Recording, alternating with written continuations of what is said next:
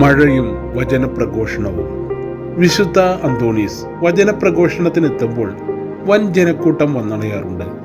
അതിനാൽ തന്നെ ഇത്തരം വചനപ്രഘോഷണങ്ങൾ ഏതെങ്കിലും തുറസായ സ്ഥലത്താണ് ക്രമീകരിച്ചിരിക്കുന്നത്.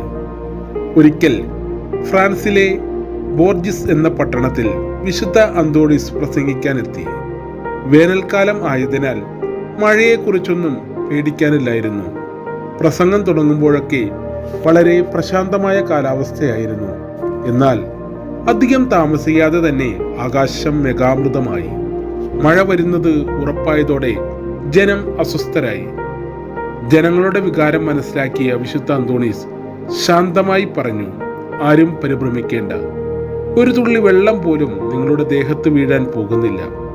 അന്തോണീസ് പ്രസംഗം തുടർന്നു. ഇടിയും മിന്നലും ശക്തമായ മഴയും തുടങ്ങി. പക്ഷേ അവിടെ നിന്നിരുന്ന ആരുടെ ദേഹത്തും ഒരു തുള്ളി വെള്ളം പോലും വീണില്ല.